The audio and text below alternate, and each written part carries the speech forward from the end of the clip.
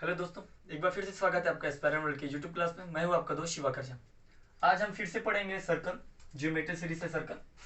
आज हम क्लास 3 ले रहे हैं। इसमें हम देखेंगे कि कॉम्पिटिटिव एग्जाम में क्वेश्चन कैसे आते हैं। ठीक है, तो क्लास स्टार्ट करते हैं। क्लास स्टार्ट करने से पहले मैं कुछ आपको रिवाइज करा देता हूं कि पहले वीडियो मैंने क्या बताया था और कुछ बेसिक कॉन्सेप्ट जो जानने जरूरी है क्वेश्चन बनाने के लिए। ठीक है, तो शुरू करते हैं। एक सर्कल है, केंद्र बिंदु से परिधि पर खींचा गया लंब, केंद्र बिंदु से परिधि पे खींचा गया लंब 90 डिग्री का कोण बनाती है। चाहे ये इधर भी रहे तो भी 90 का बनाएगी, इधर रहे तो भी 90 का, चाहे किधर भी, यानी केंद्र बिंदु से परिधि पे जो रेखा आएगी वो हमेशा 90 डिग्री का कोण बनाएगी। और एक चीज और जान लीजिए और जानते भी हैं, ये क्या है, त्रिज्या भी है, एक त्रिज्या भी है। हम इसको ऐसे भी कह सकते हैं कि त्रिज्या हमेशा 90 डिग्री का कोण बनाती है। ठीक है, ये बात समझ में आ गया। दूसरा देख लेते हैं।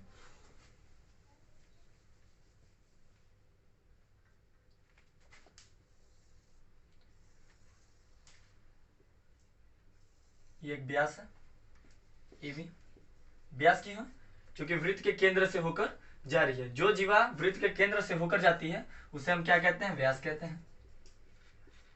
से व्यास, इंग्लिश में डायमीटर, जिसका पहला लेटर ले लेते हैं डी। व्यास द्वारा परिधि पर बना कोण, जब व्यास द्वारा परिधि पे बना कोण हमेशा 90 अंश का होता है, यानी 90 डिग्री का हमेशा होता है। जब व्यास द्वारा परिधि पर कोण बनाया जाएगा तो हमेशा 90 डिग्री का ही बनेगा, चाहे यहां बने कहीं भी बने, हमेशा 90 डिग्री का कोण बनेगा, यानी एक समकोण त्रिभुज बनेगा। ठीक है, चलिए आगे देखते हैं। एक चीज और छोटा सा बात बहुत इंपॉर्टेंट है, बात यहां तक है तो उसे भी बता ही देता हूं। एक वृत्त है, एक जीवा है,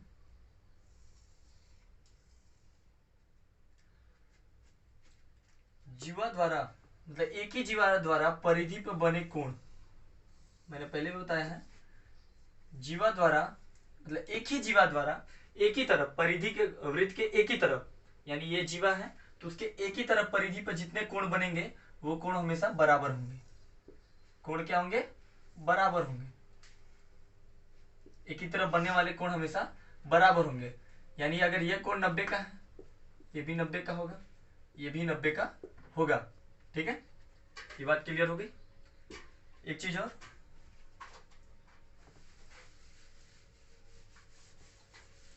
एक चीज और,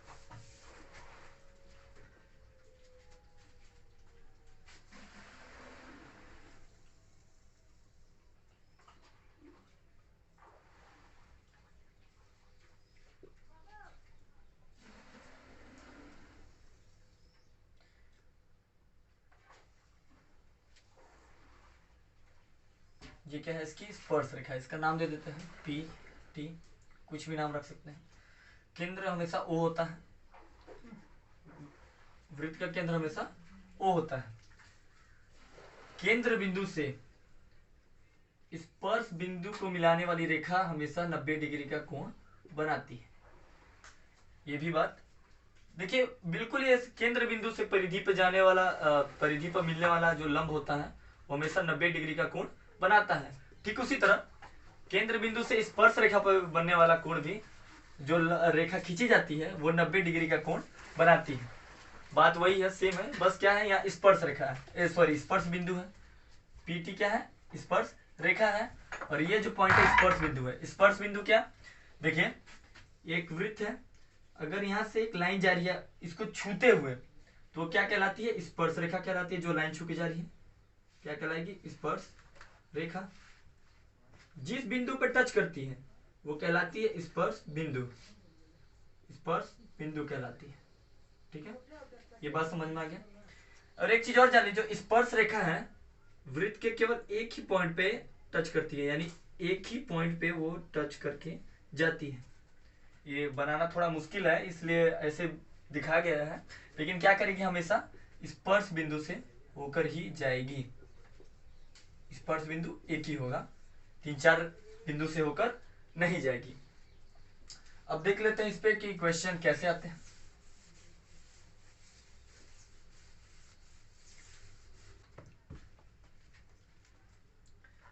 तो देख लेते हैं इस पे क्वेश्चन कैसे आते हैं। क्वेश्चन आपकी स्क्रीन पे है। इसमें बोला क्या है, एक वृत्त में एक त्रिभुज है एबीसी इस प्रकार है कि बीसी व्यास है। यानी एक वृत्त है, ठीक है, इसमें क्या है, केंद्र बिंदु से होकर जा रही है तो क्या हो गई, व्यास हो गई, ठीक है। इसका नाम क्या है, बीसी। बीसी एक व्यास है। स्पर्श रेखा बिंदु सी पर बीए को तब काटती है। स्पर्श रेखा बिंदु सी, ये क्या है, बिंदु सी है, यहां से क्या आ रही है, एक स्पर्श रेखा आ रही है, स्पर्श रेखा आ रही है, ठीक है। बीए को तब काटती है, बीए जब उसे बिंदु डी पर खींचा जाता है।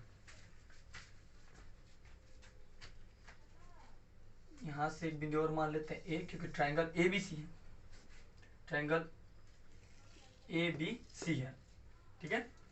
तो बीए को तब काटती है जब उसे डी तक, यानी इसको अगर हम को बढ़ा के ऐसे खींच दें और ये इधर आ जाए, फिर से देख लेते हैं थोड़ा सा, ये ऐसे बना है, इसको अगर बढ़ाएंगे तब आके यहाँ बिंदु डी पे काटेगी। यहाँ पे क्या कर रही है, काट रही है।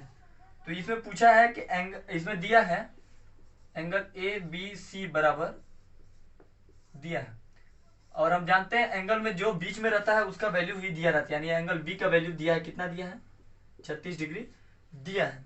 तो इसमें क्या पूछा है, एंगल ए डी सी का मान पूछा है कितना, यानी एंगल डी का वैल्यू यहाँ पे हमारा पूछा है कि यहाँ कितना होगा, ठीक है।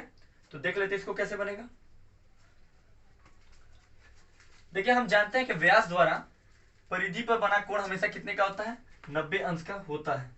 मैंने पहले भी बताया था और इस वीडियो में मैंने बताया कि व्यास द्वारा परिधि पर बना कोण हमेशा 90 अंश का होता है, यानी 90 डिग्री का होता है, इसमें कोई दो राय नहीं है, ठीक है।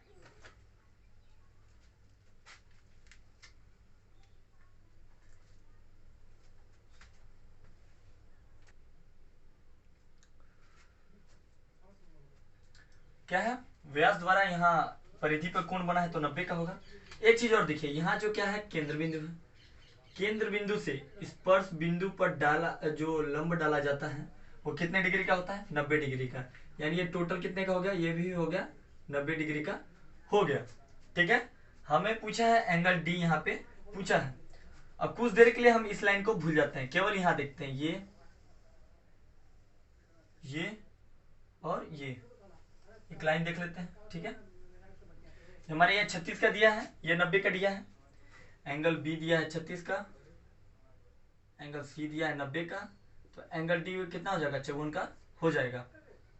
36 54 90 और 90 90 180। त्रिभुज में तीनों कोणों का योग कितना होता है, 180 होता है। तो इसका आंसर कितना हो जाएगा, 54 इसका आंसर हो जाएगा, ठीक है। ये क्वेश्चन समझ में आ गया। नेक्स्ट क्वेश्चन पे चलते हैं।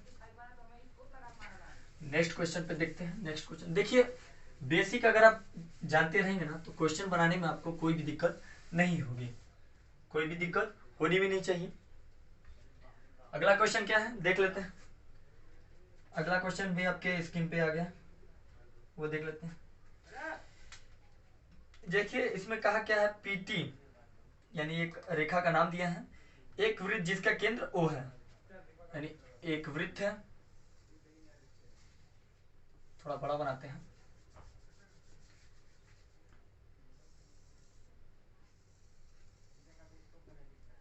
इसका सेंटर पॉइंट क्या है, ओ है,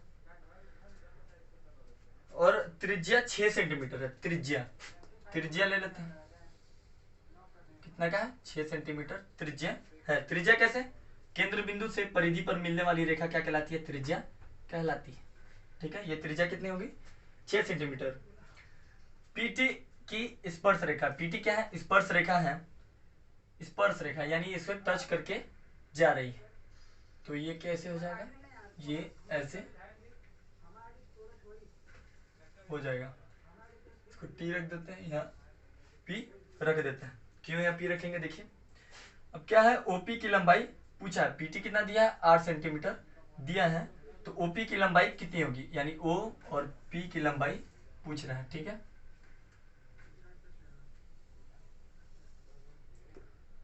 ओपी की लंबाई पूछ रहा है।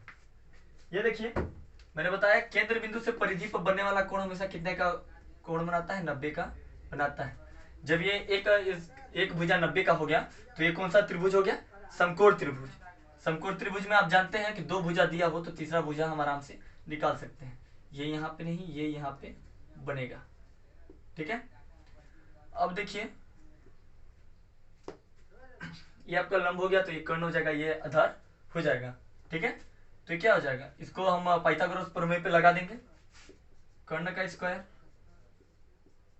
और लंब का स्क्वायर प्लस आधार का स्क्वायर लगा देंगे, तो कितना हो जाएगा आपका 6 सेंटीमीटर, 6 का स्क्वायर प्लस 8 का स्क्वायर, तो एच स्क्वायर बराबर 100, तो एच बराबर 10, यानी इसका जो वैल्यू हो गया 10 सेंटीमीटर आ जाएगा। एक 6 दिया है, एक 8 दिया है, तो तीसरा हम आसानी से निकाल सकते हैं, ठीक है। इस वीडियो में इतना ही, मिलते हैं अगले वीडियो में, तब तक के लिए जय हिंद। और हाँ, अगर आप चैनल पर नए हैं तो चैनल को सब्सक्राइब कर लें। वीडियो कैसा लगा कमेंट सेक्शन में जरूर बताएं, ठीक है। मिलते हैं।